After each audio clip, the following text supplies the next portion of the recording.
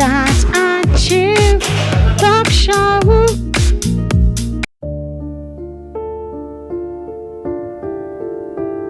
Hello and welcome to Chat and Chill. My name is Karen James. In case you're joining us, don't forget this is Chat and Chill, and I am Karen James. On today's segment, we're going to talk about security.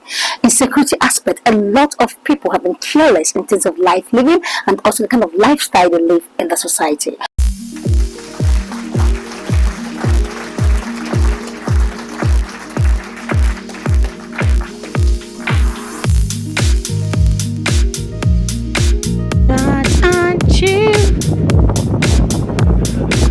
Chat and Chill Talk Show.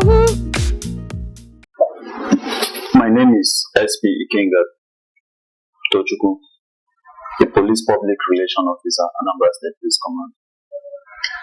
What are the current legal threats facing the state, country, and how governments address them? Thank you for that question. But first of all, let me start by commending you for coming up with this strategic online television to reach out to the TV youth. Because if you notice, youth these days don't watch TV. They are always on their phone looking out for one or two information. And this platform will actually make them to understand that as technology is growing, the security agencies are improving in what they are doing in order to reach out, to meet up with the 21st century technology, using it to reach out to the members of the public. Why I'm happy about this is because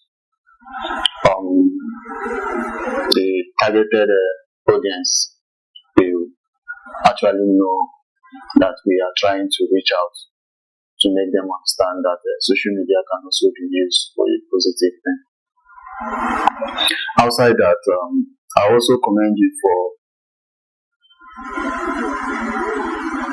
intervening or trying to reach out to strategic stakeholders in the community, especially here in Anambra, to bring out details of what they are doing, ask the hard questions, so that people will also know that these persons are reachable, unlike the impression people have around them. Please, the general saying that police is your friend. We are more friendly than any other you can imagine. And for this, I say kudos to this wonderful online TV. And coming down to your question about the recent threats that we have been facing, I must tell you that there is no threat or security situation that I'll first of all speak on behalf of Anambra State Police Command and also generalize that Anambra State Police Command have not handled. Let me start by saying last few years ago there was a very great national assignment that we had in states, and the people of Underworld said that this national assignment will not hold, and we went to our drawing table and did come up with strategies with other security agencies and made this national assignment to go. That is the general election that brought about the recent administration. Some fractions or group of criminal elements made some comments towards it, and we were able to summon that pressure. And that election happens to be one of the best, according to some assessments by stakeholders. These are to tell you that yes, we receive information, we receive threats, we receive security situations, but it's left for the security apparatus, the service commanders here, comprises of the police, military, civil defense, navy, DSS, and other even federal receipts. We team up together to make sure that these threats are eliminated even before they go outside the public. Recently, I wouldn't call it a threat, but we are actually getting to somewhere because there is improvement. The information out there is that Mondays are not a no-go area here in Anambra, but it's not true.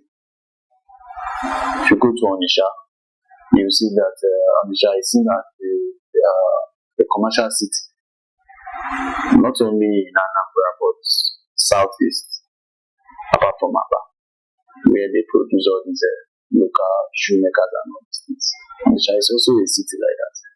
You see that business are coming back, and in as much as we have not gotten the momentum we want as the way it was before, but it's not as the way it is or the way it used to be. So most of the issues that are being raised, we have actually addressed it. Here in Oka, the challenge we always face here is court-related killings. When the current commissioner of police took over, in the person of CP Aderemi, you see that there was a spike in arrests of persons that have been fingered, and with the help of the judiciary, we were able to remand almost 54 of them, and that's what brought calm in the states, especially here in Oka. Nobody believed that we can stay for 6 months, even get into a year without any shooting. But we'll have it as a record here. This to tell you that the information the members of the public gives us, we don't take it for granted. And we don't want them to feel jittery in giving us information. Once they have any information, they should confide in us and tell us. It's really building and positive impact, especially the current peace that we are enjoying here in Anambra.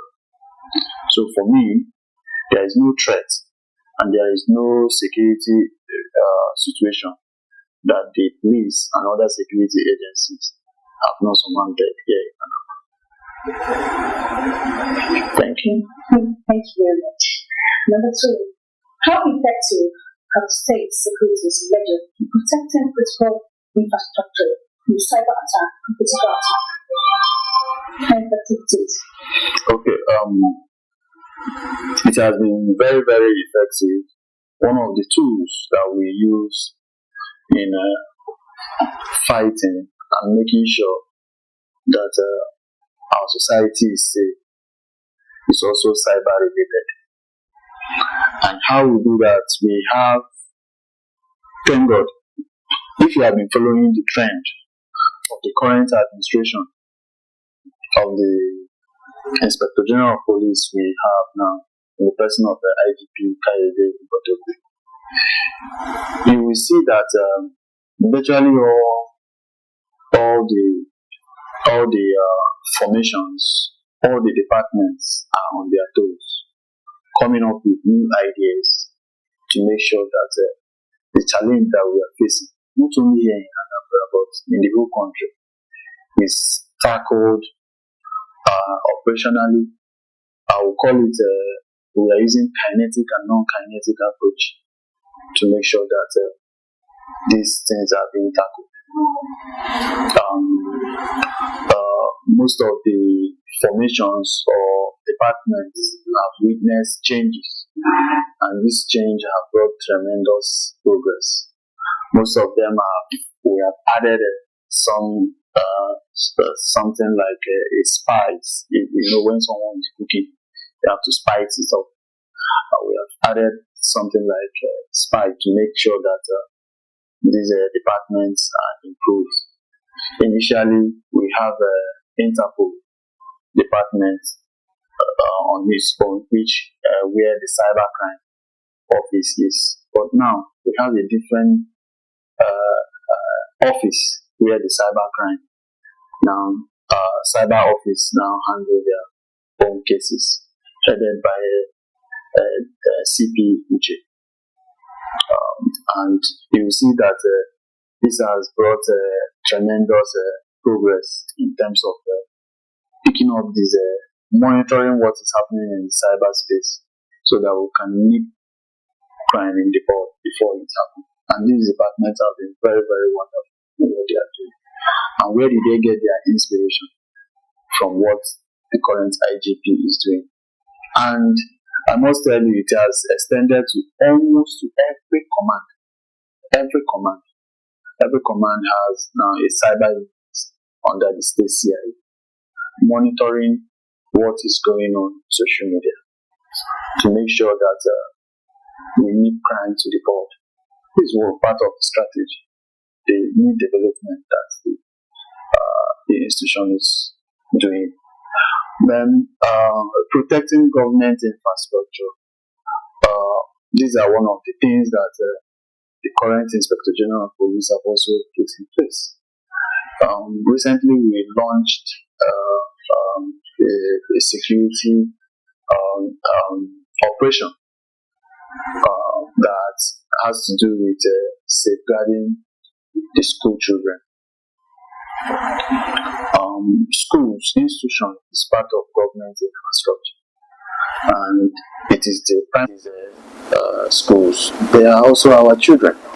So the Commissioner of Police being passionate about what he's doing, and also knowing that the children are their future of tomorrow, and he wouldn't want anything to happen to them in the harm's way, especially in the process where they are going for learning. He launched this security operation, safeguarding the school, and it's being headed by all the assistant commissioners of police in charge of operation in different commands.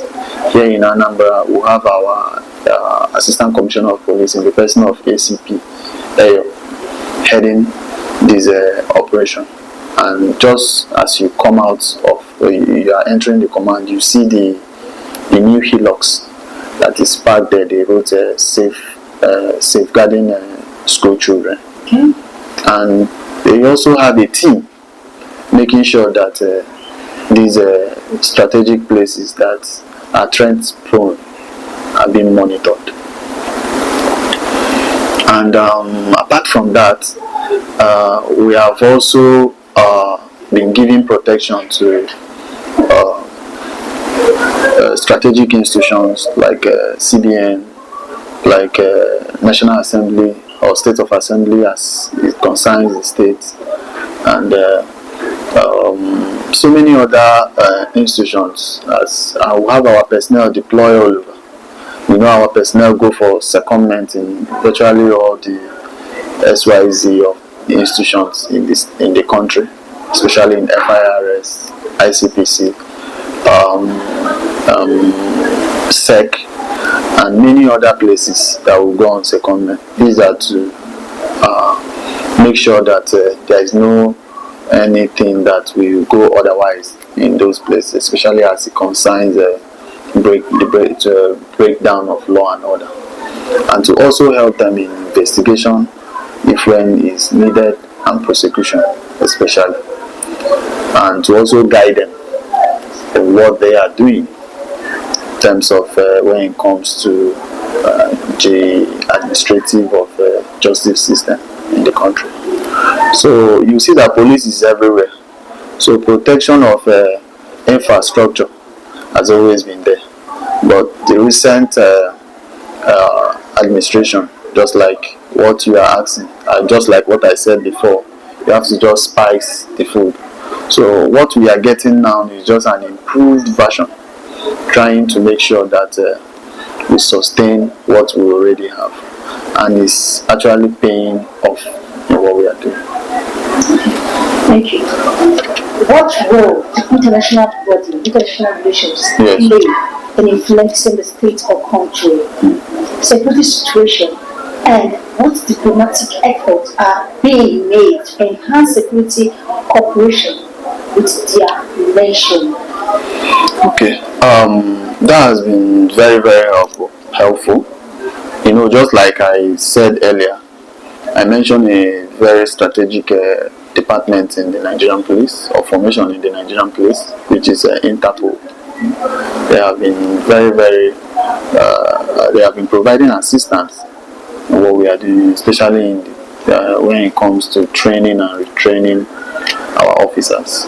Apart from Interpol, we are on our own, the police as an institution, we also have a module of training that will engage our officers especially when it comes to training and retraining of officers.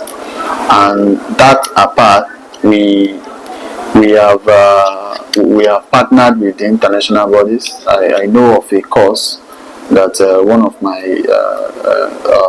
officers, or one of our officers, attended in Ghana, has to do with leadership training. This training, from what I gathered, is a way of making sure that we are meeting up with the standard of the expected 21st century policing, to use ourselves to assess what others are doing, especially outside the shores of this country. And it has been very, very helpful. Apart from our training, the police as an institution is also going on foreign missions, and when you see officers that have gone for this foreign mission and come back, you see that they have, it will change their psyche, and they will have another face, another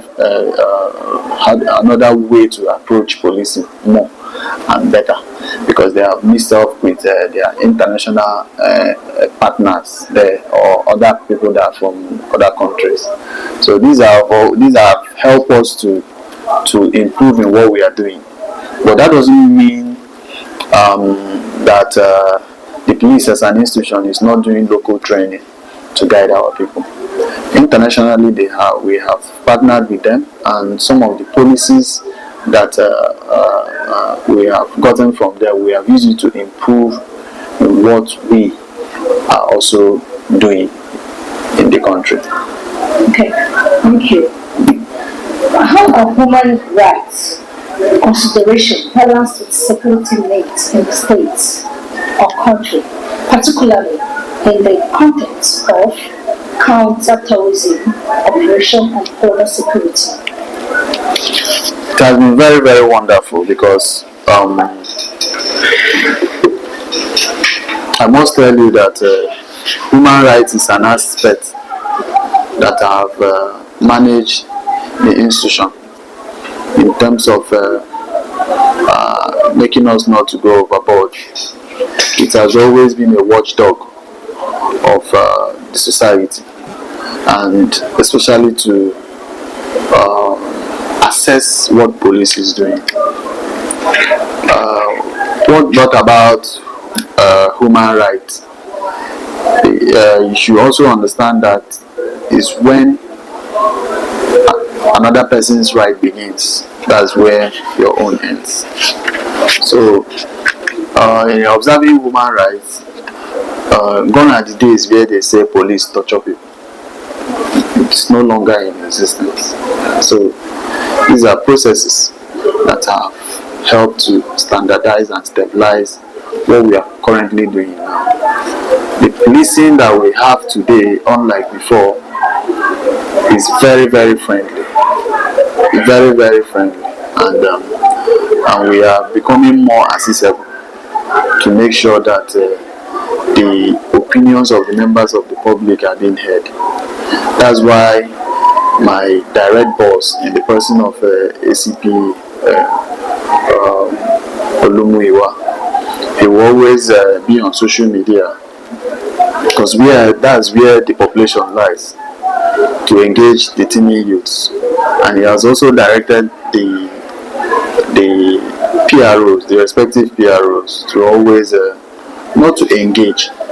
We don't engage. We interact with members of the public to make sure that, to make them understand that their yearnings, what they are actually saying, is we heard it, and it has always informed our opinions, and it has always guided us in the way we do our things. So human rights for me is a very welcome development. A lot of them have come to our offices to complain, to let us know that this and this have happened, XYZ have happened, and they need justice, and we have given it to them. But we are also aware that some of them use that platform to enrich themselves. So for the ones that are not genuine, they should understand that name, human rights, is supposed to be what we police are also doing. It's supposed to be service to the nation. It's supposed to be a pro bono service if he's a lawyer. It's supposed to be something that it's supposed to be a service that you give to someone that even money cannot buy. So human rights has been very, very helpful. They have even helped in educating the members of the public to actually know their rights. That's why where you see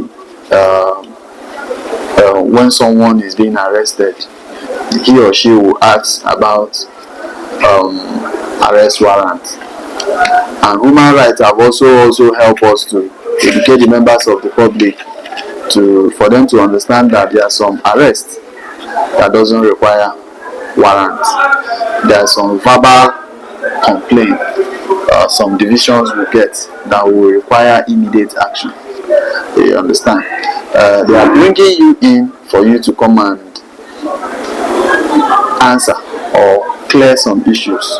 So human rights have helped us in changing the psyche of members of the public, so they don't see police as their enemies. Instead, they see police as their friends more, because a policeman will not just come and meet you if there is no complaint, or if there is no somebody that or if there is no reason for the person to approach you. Out of 100 and almost 190 million of Nigeria, why must it be only you that police will come for?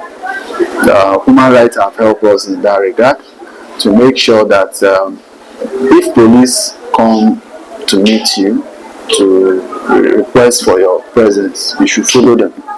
The greatest blow you can give a policeman is when he says that you are under arrest and you follow him to his, and you request to be taken to the police station.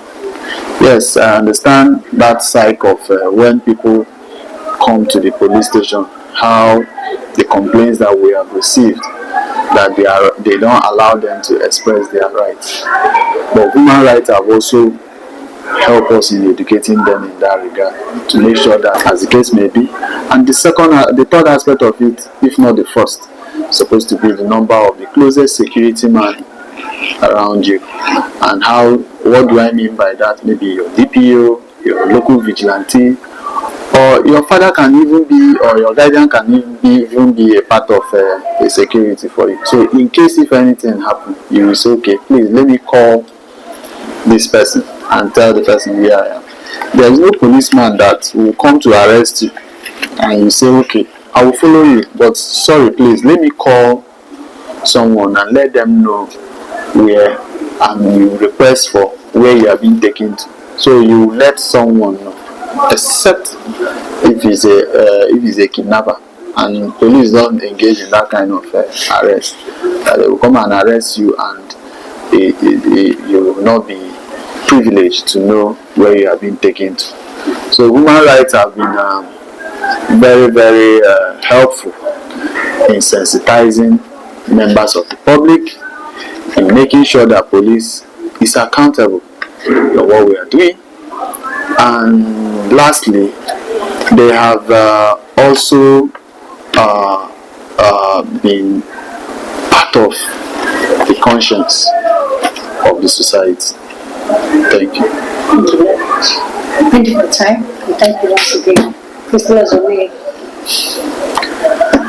My name is SP Ikenga Tochukwu. I'm the Police Public Relation Officer, Anambra State Police I Command. want to say big congratulations for your new post, SP, no longer DSP. The guy said, they were like, wow. Congratulations. Thank you. Congrats. Promotion actually comes from God. Like my CP will always say, CP Adeyemi Adoye, he will say that to whom much is given, Which is a lot is expected. So it's now a call it's just the beginning. for more work. It's the beginning, you know. It's just the beginning. More is coming. I want to say big thank you very much for being part of today's edition. Stay tuned tomorrow. I'll make sure I bring something superb to you people. And it's really encouraging. Stay tuned.